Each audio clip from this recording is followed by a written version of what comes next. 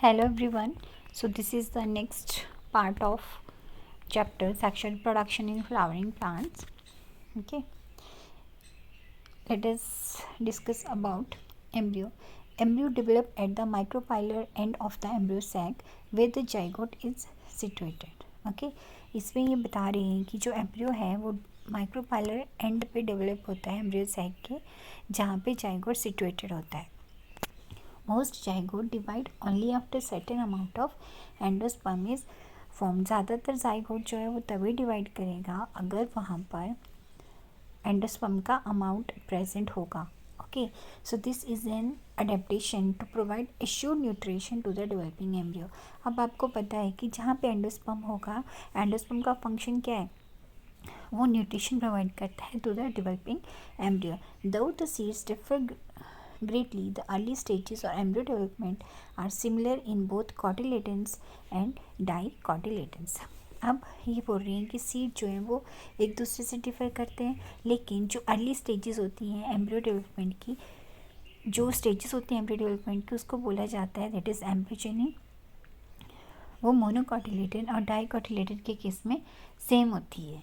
Okay, सो इसमें figure बताया हुआ है आपको 2.13 फिगर है. ऊपर देखते हैं हम stages of embryo journey in dicotyledonous embryo. Dicotyledonous का क्या मतलब होता है, जिसमें 2 कॉटिलेडन्स होते हैं. The zygote give rise to the proembryo and subsequently to the globular heart shaped and mature embryo. So ये देख लेते हैं अभी हम. ये देखिए, this is the example of, we can see here this one. This is the example stages in embryo development in dicot shown in reduced size. Okay, so ये देखिए ज़रा, ये क्या है, डाइकोटिलेडन है, 2 कॉटिलेडन से मैं डाइकोटिलेडन से. तो इसमें जो एम्ब्रियो का स्ट्रक्चर बन रहा है दैट इज़ हार्ट शेप्ड और that is globular sac like structure. Fine. Okay, next we have a typical dicotyledonous embryo consist of embryonal axis and two cotyledons. तो जो टिपिकल डाइकोटिलेडनस एम्ब्रियो होता है उसमें एक एम्ब्रियोनल एक्सिस होती है और 2 कॉटिलेडन्स होते हैं. जो पोर्शन रहता है एम्ब्रियोनल एक्सिस का above the level of cotyledon उसको बोलते हैं epicotyl, which terminate with the plumule और स्टेम टिप. तो जो एम्ब्रियोनल एक्सिस से जो कॉटिलेडन के लेवल के ऊपर का जो एम्ब्रियोनल एक्सिस होता है उसको बोला जाता है एपिकोटाइल. और ये एपिकोटाइल जो है ये टर्मिनेट होता है विद द प्लूम्यूल और स्टेम टिप. क्लियर. प्लूम्यूल से क्या अराइज होता है, स्टेम. रेडियल से अराइज होता है root. So now the cylindrical portion below the level of cotyledon is hypocotyle that terminate at its lower end in the radicle और root tip. तो इसमें बता रहे हैं कि एम्ब्रियोनल एक्सिस का वो पोर्शन जो कि कॉटिलेडन के लेवल के ऊपर होता है उसको बोला जाता है एपिकोटाइल, जो कि टर्मिनेट करता है विद द प्लूम्यूल या स्टेम टिप. और जो सिलिंड्रिकल पोर्शन होता है which is present below the level of cotyledon उसको बोलते हैं हाइपोकोटाइल, और वो जो है वो टर्मिनेट करता है its lower end in the radical या रूट टिप. और जो रूट टिप होती है that is covered with root cap. Clear. Okay, next we have embryos of monocotyledons which is only 1 cotyledon. ये तो आपको पता है कि जो मोनोकॉटिलेडन का एम्ब्रियो होता है उसमें सिर्फ एक कॉटिलेडन होता है. In the grass family the cotyledon is called scutellum that is situated toward one side of the embryonal axis. हम मोनोकॉटिलेडन के एम्ब्रियो की बात कर रहे हैं कि उसमें सिर्फ और सिर्फ एक कॉटिलेडन होता है, लेकिन जो ग्रास फैमिली होती है उसमें कॉटिलेडन को सक्कुटेलम बोला जाता है, जो कि लेटरल साइड पे प्रेजेंट होता है of the embryonal axis. At its lower end the embryonal axis has the radicle and root cap enclosed in an undifferentiated sheath called coleorhiza. Okay, तो जो रेडिकल और रूट कैप है जो कि undifferentiated sheath में cover होते हैं उसको बोला जाता है coleorhiza. And the portion of embryonal axis above the level of attachment of scutellum is epicotyl. जो एम्ब्रियोनल एक्सिस का पोर्शन है लेवल ऑफ अटैचमेंट जो है सकोटाइलम का, उससे ऊपर का जो एम्ब्रियोनल एक्सिस का पोर्शन है उसको बोला जाता है एपिकोटाइल। एपिकोटाइल के पास क्या होता है, it has shoot apex and a few leaf primordia enclosed in a hollow foliar structure which is called the coleoptile. ठीक है, तो जो एपिकोटाइल का जो शूट अपेक्स है, बेसिकली शूट अपेक्स का जो स्ट्रक्चर है उसकी प्रोटेक्शन कौन सा स्ट्रक्चर करते हैं, उसको करते हैं जैसे कोलियोपेटाइल। और जो रूट कैप है उसकी प्रोटेक्शन कौन कर रहा है, यहाँ पे रूट कैप की जो प्रोटेक्शन है वहाँ पे कौन कर रहा है, that is known as the coleorhiza. Okay, now next we have in angiosperm the seed is the final product of sexual reproduction। अगर हम एंजियोस्पर्म जो कि फ्लावरिंग प्लांट्स हैं उनकी बात करें तो जो सीड है वो सेक्शुअल रिप्रोडक्शन का फाइनल प्रोडक्ट होता है। It is often described as the fertilised ovule. Seed को और क्या बोलते हैं, that is known as the fertilised ovule. Seeds are formed inside the fruits. Seeds fruits के अंदर बनते हैं। A seed typically consist of seed coat, cotyledon and an embryo axis. Seed में यूजली क्या होता है, सीड कोट होता है, कॉटिलेडन होता है और एम्ब्रियो एक्सिस होता है। Next, the cotyledons of the embryo are simple structures generally thick and swollen due to storage of food reserve. तो इसमें कॉटिलेडन के स्ट्रक्चर के बारे में बता रहा है कि जो एम्ब्रियो का कॉटिलेडन का स्ट्रक्चर रहता है वो सिंपल स्ट्रक्चर है, सोलन होते हैं, थिकंड होते हैं। किसकी वजह से थिकंड होते हैं, due to storage of food. ठीक है, now mature seed may be non albuminous और एक्स एल्ब्यूमिनस। जो मेच्योर सीड्स हैं वो नॉन एल्ब्यूमिनस भी हो सकते हैं और जिसको हम एक्स एल्ब्यूमिनस भी बोल सकते हैं। ओके, जो नॉन एल्ब्यूमिनस सीड्स हैं they have no residual endosperm as it is completely consumed during embryo development. Non albuminous जैसे नाम से ही पता लग रहा है, नॉन एल्ब्यूमिनस जिसके पास मतलब नहीं है, क्या नहीं है, they have no residual endosperm. उनके पास कोई रेजिडुअल एंडोस्पर्म नहीं है। एंडोस्पर्म का फंक्शन आपको पता है, वो नरिशमेंट प्रोवाइड करता है थ्रू द डेवलपिंग एम्ब्रियो। अब नॉन एल्ब्यूमिनस के पास क्या है, कोई भी एंडोस्पर्म नहीं है क्योंकि ये कम्प्लीटली कंज्यूम्ड हो गया है ड्यूरिंग एम्ब्रियो डेवलपमेंट। एग्जाम्पल में आते हैं जैसे पी है, ग्राउंड नट है। Okay, next we have albuminous seeds.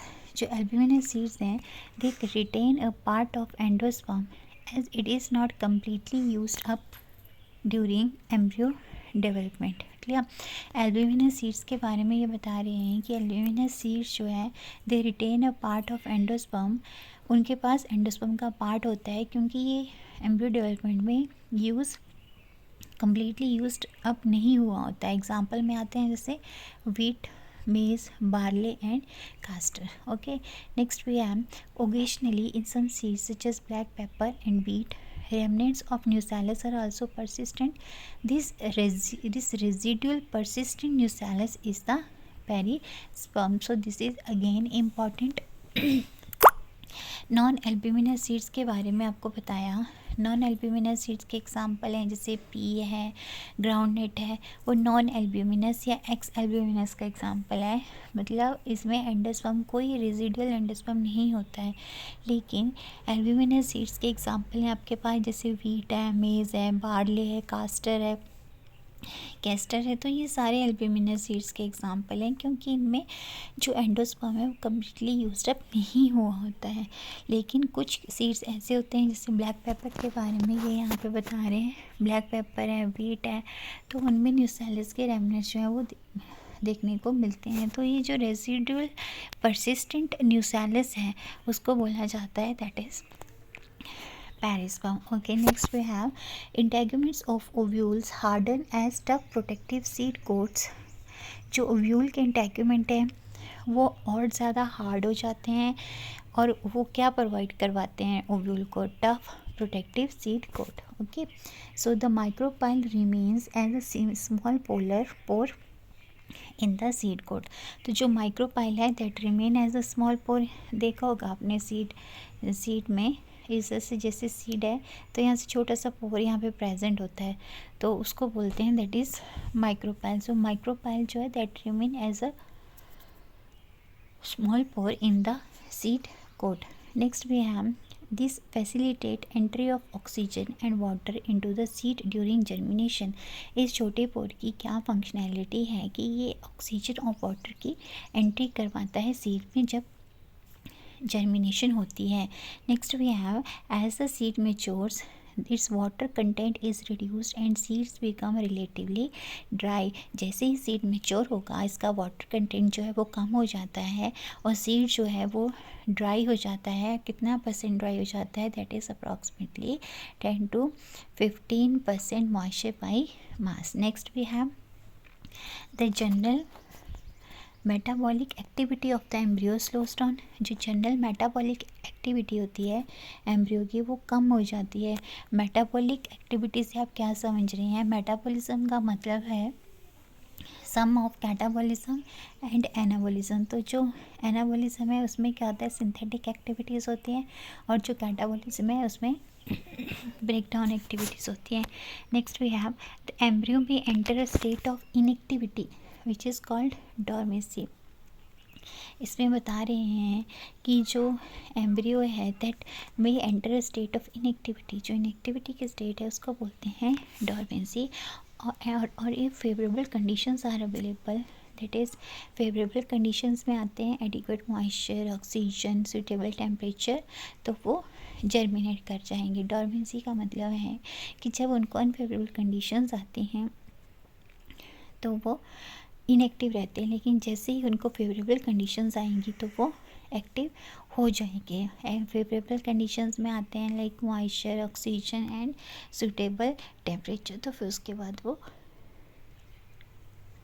Germinate हो जाएंगे. नेक्स्ट भी है as ovules mature into seeds the ovary develops into fruit. अब बता रहे हैं कि जैसे ही ओव्यूल मेच्योर होता है, as ovules mature into seeds the ovary develop into fruit. That is the transformation of ovules into seeds and ovary into fruit proceeds simultaneously. अब इसमें ये बता रहे हैं कि जैसे ओव्यूल सीड में मेच्योर होगा तो ओवरी जो है फ्रूट बनाएगी. इसका मतलब ओव्यूल का ट्रांसफॉर्मेशन सीड्स में और ओवरी का ट्रांसफॉर्मेशन फ्रूट में वो सब साथ साथ चलते हैं. Next we have the wall of the ovary develop into wall of fruit. जो ओवरी का बॉल है वो फ्रूट के बॉल में डेवलप होता है और उसको बोलते हैं that is pericarp. Ball of ovary जब फ्रूट के बॉल में डेवलप हो जाएगा तो उसको बोलते हैं पेरिकार्प. एंड द फ्रूट्स में भी फ्लैशी किस केस में? गावा के केस में होते हैं, ऑरेंज, मैंगो एट्सेट्रा. और मे बी ड्राई किस केस में? लाइक ग्राउंडनट है, मस्टर्ड है. So many fruits have evolved mechanism for dispersal of seeds. So कुछ fruits ने क्या इतना अच्छा mechanism उन्होंने develop किया होता है for the dispersal of seeds. Okay, next we have in most plant by the time the fruit develop from the ovary other floral parts degenerate and fall off. तो इसमें बता रहे हैं कि most of the plants में क्या होता है कि फ्रूट जो है वो ओवरी से डेवलप होता है और जो दूसरे फ्लोरल पार्ट्स होते हैं वो डीजनरेट हो जाते हैं और गिर जाते हैं. However in few species such as apple, strawberry, cashew etcetera the thalamus also contribute to fruit formation. इसमें कुछ इस स्पीशीज़ का एग्जांपल दिया है लाइक एप्पल है, स्ट्रॉबेरी है, ये here we have apple, strawberry, cashew. इसमें जो थैलेमस है वो फ्रूट फॉर्मेशन करता है और इन फ्रूट्स को बोलते हैं such fruits they are called false fruit.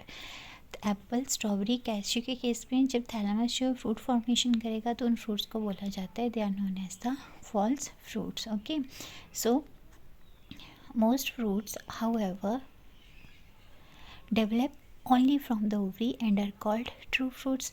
इसमें बोल रहे हैं कि ज़्यादातर फ्रूट्स जो हैं वो सिर्फ और सिर्फ ओवरी से डेवलप होते हैं तो उनको बोला जाता है they are called the true fruits. Although in most of the species fruits are the result of fertilization. Most of the cases obviously fruits show they are result of fertilization, there are few species in which fruits develop without fertilization. अब ये तो हमें पता है कि fruits का development कैसे होगा, फर्टिलाइजेशन से होगा, तो उसको बोलते हैं they are known as the कि फ्रूट्स जो है वो फर्टिलाइजेशन डेवलप हो रहे हैं. लेकिन कुछ फ्रूट्स ऐसे होते हैं जो विदाउट फर्टिलाइजेशन डेवलप होते हैं और उन फ्रूट्स को बोला जाता है they are called the parthenocarpic fruits. Okay, so banana जो है that is one example of parthenocarpic fruit. Banana is example of parthenocarpic fruit. Okay, next we have parthenocarpy can be induced through the application of growth hormones and such fruits are seedless. अब इसमें बता रहे हैं कि जो parthenocarpy हैं उसको कैसे हम इंड्यूस कर सकते हैं अगर वहाँ पे हम ग्रोथ हार्मोन्स को यूज़ करेंगे. और इस तरह के जो फ्रूट्स होते हैं जनरली सीडलेस. आपने देखा होगा क्या बनाना में सीड होता है? नहीं होता. क्यों नहीं होता? क्योंकि वो पार्थेनोकार्पिक है, विदाउट फर्टिलाइजेशन उसका फॉर्मेशन हुआ है.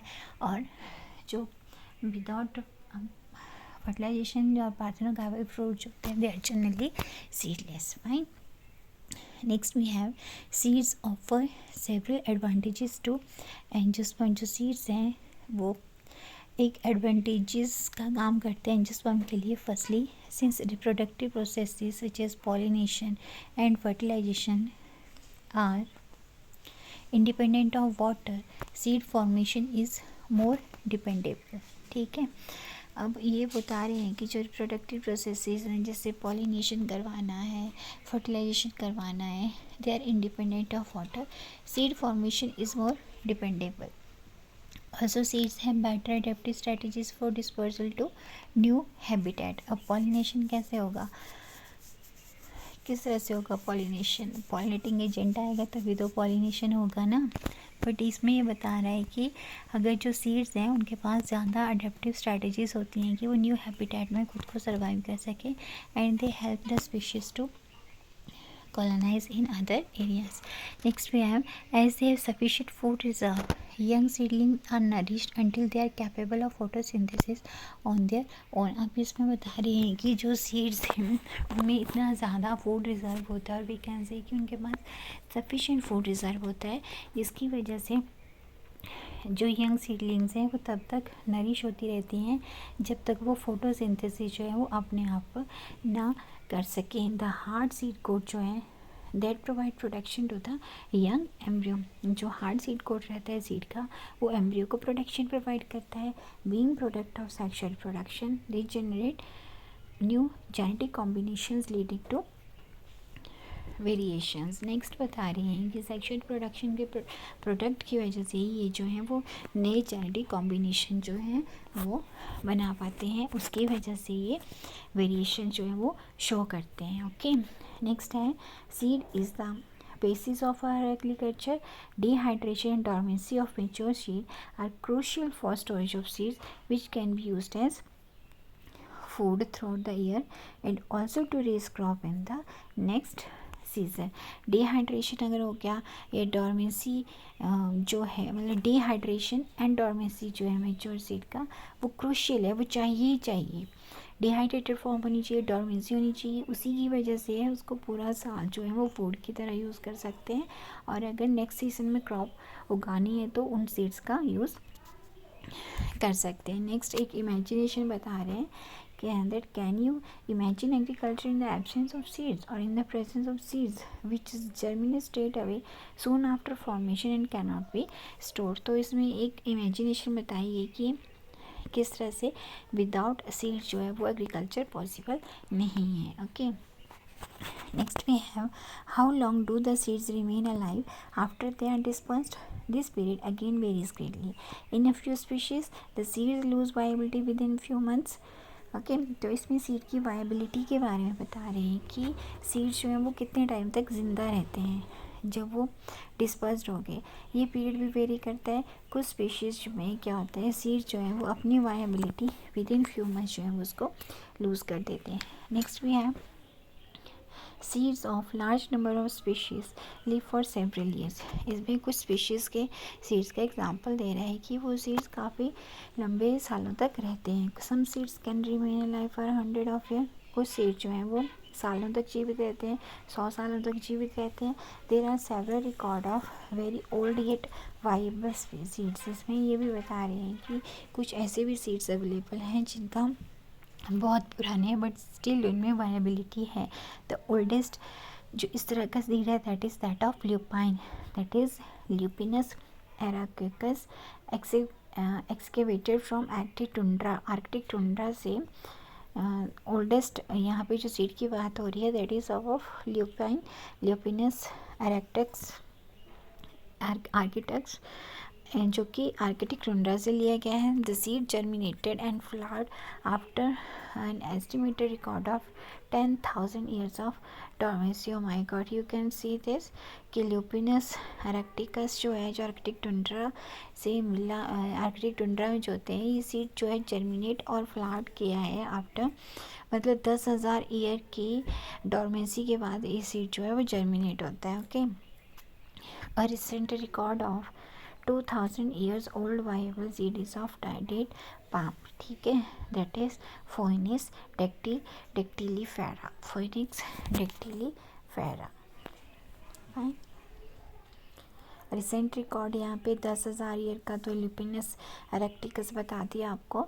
नेक्स्ट फोइनिक्स डेक्टिलीफेरा जो कि 2000 साल पुराना वाइबल सीड है, ठीक है। Okay, that is discovered during the archaeological excavation at King Herod's Palace near the Dead Sea के पास जो है वो, जो मृत सागर जिसको बोलते हैं, उसके पास से ये जो है वो एक्सकेवेट किया गया है। Okay, next we have apomixis and polyembryony. Although seeds in general are the product of fertilization. हमें आपको पता है कि जो सीड्स हैं they are generally the products of fertilization. कुछ फ्लावरिंग प्लांट्स ऐसे होते हैं जैसे एस्टेरेसी या ग्रासेस की स्पीशीज़ हैं, they have evolved a special mechanism to produce seeds without fertilisation, ठीक है ना। कुछ फ्लावरिंग प्लांट जो हैं as some species of Asteraceae grasses के बारे में बता रहे हैं कि उन्होंने एक स्पेशल मैकेनिज्म प्रोड्यूस किया है to produce seeds without fertilisation, उसको बोला है एपोमैक्सिस। तो एपोमैक्सिस क्या है, that is a form of asexual reproduction that mimic sexual reproduction, ठीक है। एपोमिक्सिस किसको मिमिक कर रही है, that mimic sexual reproduction. There are several ways of development of apomictic seeds. In some species diploid egg cell is formed without reduction division and develop into embryo without fertilization, ठीक है ना। तो इसमें ये बता रहा है कि जो डिप्लॉयड egg cell होगा वो बिना रिडक्शन डिवीजन में, बिना मेयोटिक डिवीजन के वो एम्ब्रियो में डेवलपमेंट हो जाएगा उसका without fertilization. Most often as in many seed, इसमें सिट्रस और मैंगो का एग्जाम्पल दे रहा है। Varieties some of the nucellar cells surrounding the embryo sac start dividing, protrude into embryo sac and develop into embryos. तो इसमें citrus और mango के बारे में बता रहा है कि जो कुछ न्यूसेलर सेल्स होते हैं जो कि एम्ब्रियो सैक को सराउंड करते हैं वो डिवाइड करना शुरू कर देते हैं और वही जो है वो एम्ब्रियो में डेवलप हो जाएंगे। In some species each ovule contain many embryo. In species आपने देखा होगा कि ईच ओव्यूल जो उसमें बड़े सारे एम्ब्रियोज होते हैं। Occurrence of more than one embryo in a series refer to as the polyembryony. अब सिट्रस और मैंगो का आपको एग्जाम्पल बताया है कि जो एम्ब्रियो सैक के सराउंडिंग में न्यूसेलर सेल्स हैं वही डिवाइड करना शुरू कर देता है और वो प्रोट्रूड कर जाता है एम्ब्रियो सैक में और एम्ब्रियो बना देता है। अब इस तरह के स्पीशीज़ में क्या होता है, ओव्यूल जो होते हैं उसके पास बहुत सारे एम्ब्रियो स्ट्रक्चर्स आ जाते हैं। सो एक से ज़्यादा एम्ब्रियो की जो अकरेंस है सीड में उसको बोलते हैं that is known as the polyembryony. Okay, so now we have hybrid varieties of several of our food and vegetable crops are being extensively cultivated. Cultivation of hybrid has tremendously increased productivity. Obviously hybrid का production होगा तो productivity तो बढ़ेगी. Now one of the problem of hybrid is that hybrid seeds have to be produced every year. If the seeds collected from hybrids are sown, the plants in the progeny will segregate and do not maintain hybrid characters. Production of hybrid seed is costly and hence the cost of hybrid seed become too expensive for the farmer. If these hybrids are made into apomictic, there is no segregation of characters in the hybrid. Then the farmers can keep on using the hybrid seeds to raise new crop year after year, and he does not have to buy hybrid seeds every year. Because of the importance of apomixis in hybrid seed industry, active research is going on in many laboratories around the world to understand the genetics of apomixis and to transfer apomictic genes into hybrid varieties. ठीक है, तो इस तरह से आपने यहाँ पे देखा एपोमिक्सिस का इम्पोर्टेंस हाइब्रिड सीड इंडस्ट्री में. Okay, so this was all about your sexual reproduction in flowering plant. मिलते हैं नेक्स्ट लेक्चर में with next chapter. Till then, goodbye, take care.